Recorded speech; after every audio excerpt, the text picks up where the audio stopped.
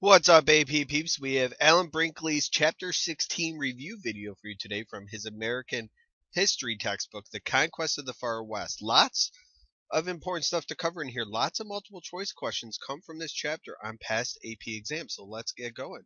Right, we're going to start off talking about the societies of the Far West. It's important to know who the Plains Indians were. These were Native Americans that lived out in the West, and an important tribe is the Sioux. And the Plains Indians and the Sioux hunted buffalo. They made their livelihood off of hunting buffalo. They used it for food and for clothing. And it's very important to know that they relied heavily on horses, which were introduced from Europe. So this has been a past multiple choice question before. Which introduction by Europe really helped out the Plains Indians? And that is the horse. They were able to ride and hunt on these horses.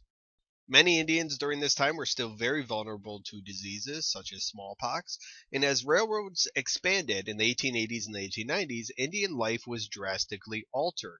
They lost their land, and the buffalo became almost extinct. There was less than 1,000 buffalo at one time, and they almost were extinct. That drastically affected the life of Indians. We have Chinese immigration during this time as well, and most Chinese settled in California, and they worked in gold mines and railroads. And here is a group of Chinese who were building the railroad. And an important thing to know is, and lots of Chinese tended to work on railroads out west, and the Irish worked on railroads out east. So if you ever see a multiple choice question about that, be familiar with the Chinese and the Irish who built railroads. And they were discriminated against because they were hard to unionize, in part because of language barriers. And they lived and worked in cities. You see lots of sections of cities beginning to develop, such as Chinatowns in large urban areas. Okay, as a result of this large influx of Chinese immigration, we begin to see some anti-Chinese sentiment. Anti-coolie clubs were formed that wanted to ban Chinese employment in different industries, and the Working Men's Party was a party that emerged based on hostility to Chinese. And we see in 1882 that Congress passes a Chinese Exclusion Act, which bans Chinese immigration, and it made it harder for those in America to become citizens. Definitely be familiar with the Chinese Exclusion Act. Here is a political cartoon from that time period that shows the Chinese Exclusion Act.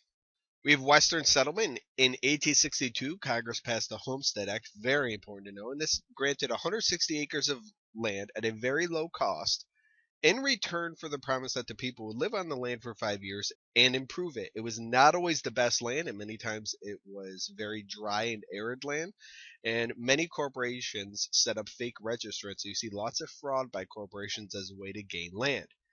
In 1869, we see the completion of the Transcontinental Railroad, and we also have the Timberland Culture Act and the Desert Land Act, and both of these provided opportunities for additional land if improvements were made to the property. In 1896, we finally see Utah admitted as a state after Mormons promised to abandon polygamy. All right, the changing Western economy. It's important to know that the West became increasingly connected to the East at this time, and in large part this was due to railroads. And we begin to see new industries develop out west, such as cattle, mining, etc. And the West was often seen as a place of opportunity for all. And this is known as the safety valve theory. Be familiar with the safety valve theory. This was an idea that in tough economic times, one could always move west and start anew. So if you lose all your money in the east, there's always this hope that you can move out west, start a farm, and make lots of money out west. Labor in mines was very arduous and dangerous. They had the highest percentage of people die on the job. The cattle industry is booming during this time. It is a large business for some, and even Teddy Roosevelt tries to get in on the cattle industry in the 1880s in the Dakotas. And this could be very unstable, as Teddy Roosevelt even found out. The winters of 1885 to 86, and also the following year of 86 to 87, were very, very cold, and lots of people lost lots of cattle, and some people would even go bankrupt. Another important thing to know about the West is that women's suffrage was higher in the West than in the East. And Wyoming here was the first state to guarantee women's suffrage. So out West, it was actually kind of more democratic in certain areas. Okay, so the West is romanticized at this time, and it's done so by a variety of ways. We see the Rocky Mountain School, which is very similar to another school you've learned about earlier, and you should absolutely know the Hudson River School, and they painted landscapes, both the Hudson River and the Rocky Mountain School. Here is a painting that was done.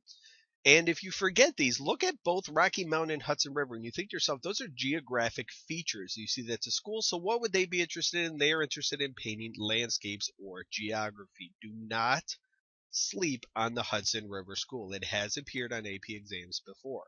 So why was the West so appealing? Well, there's this book, The Virginian, that romanticized the cowboy. You see a lot of people really start to fall in love with the idea of a cowboy, this tough, rugged individual who is making a name for himself and making money out west. And the West was seen as the last frontier, like really the final place in the United States that you could go and kind of make money. Speaking of the frontier, you cannot talk about the frontier without talking about this guy, Frederick Jackson Turner. And I do have a video on him and the frontier and his whole thesis you can check out in the description below. He wrote a very famous piece of writing called The Significance of the Frontier in American History. And he used the 1890 census data and argued that the frontier ended in 1890. And you can see here, the green on the map is by 1890. And you can see that a lot of this country is really settled in and occupied. There's not a lot of empty land left anymore. He argued that the frontier closed in 1890. He also said that the frontier gave America a unique identity and it helped promote democracy. Okay, we're going to start talking about Native Americans, and I am very surprised that this book does not mention Helen Hunt Jackson. She has appeared on numerous AP exams, and you absolutely positively must know Helen Hunt Jackson in the book she wrote. And the book she wrote is A Century of Dishonor. And believe it or not, this book was about a 100-year time period. And it chronicled the deceit, abuse, and broken treaties between the federal government and Native Americans. And there is Helen Hunt Jackson. You absolutely positively must know Helen Hunt Jackson. During and after the Civil War, conflicts increased between the government and Native Americans. The Indian Peace Commission was set up, and they recommended to move the Plains Indians to reservations in Oklahoma and Dakotas. You begin to see that this idea for a little while is to put Native Americans on reservations, and the theory is that they'll be left alone there, but we'll see that's not really true. The Bureau of Indian Affairs was created to distribute land and supplies to Native Americans. It was not very successful. You had a lot of corrupt individuals who were a part of the Bureau of Indian Affairs. The Buffalo, as I mentioned earlier, were a huge part of the Plains Indians, and they almost became extinct in part because of people like Buffalo Bill Cody and the railroad companies. They would hire people to just kill the buffalo to get out of the way for the railroad companies to build tracks and not be in the way of the railroad companies. Buffalo Bill Cody became so famous, he had his own Wild West show and made lots of money. Okay, we're going to talk about some conflicts with Native Americans. You should definitely be familiar with all of these, but the ones that are starred, pay special close attention to because those are the ones that appear most often. The Sand Creek Massacre was a massacre that involved 133 natives being killed, and 105 of them were women and children. And sadly, we'll see this happen to Native Americans. A lot of times we'll see women and children killed. In California, there was this unofficial policy known as Indian hunting, in which many people were encouraged to kill Native Americans, and 5,000 of them were killed between 1850 and 1880. And we'll see in California, between the Civil War and 1870, the population of Native Americans decreases from 150,000 to 30,000. Now, that wasn't all done by killing. Some of it was done by diseases, and some of it was done by Native Americans leaving. But you do see a drastic reduction, sadly, in Native Americans in California. The Battle of Little Bighorn, which is also known as Custer's Last Stand, and here's a painting of that, was a clash between Native Americans and George Custer and 264 of his men who were all killed. Every white federal troop was killed in this battle.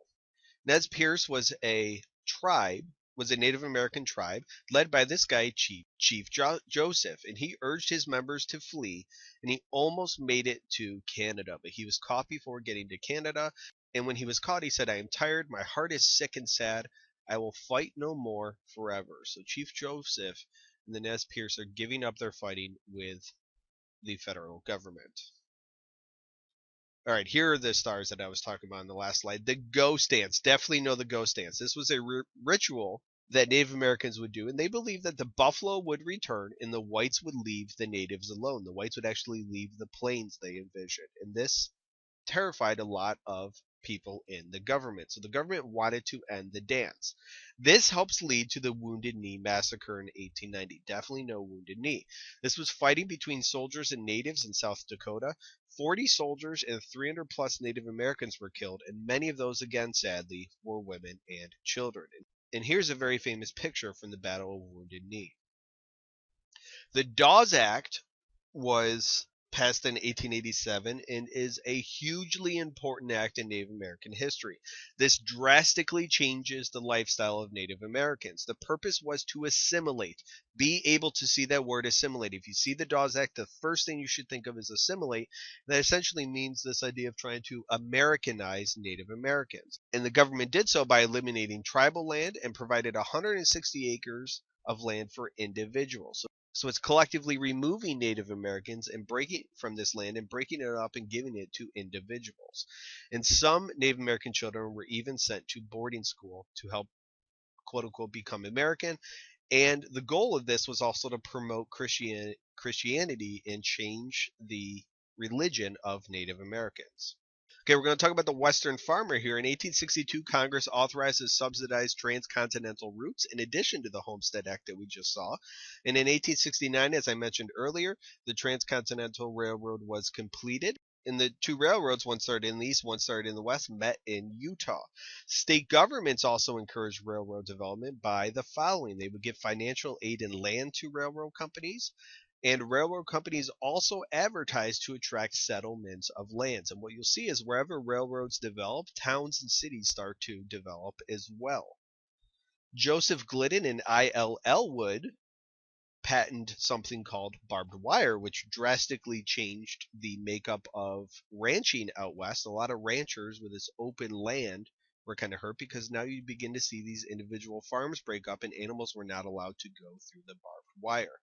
And farms produced so much during this time period that prices dropped and some farmers even faced bankruptcy. And we'll see, sadly, for farmers, they continue to produce more farm goods in the hope of making more money, but that just leads to prices dropping more. And we'll see that farmers begin to have lots of grievances, and they'll actually organize a little later, we'll talk about.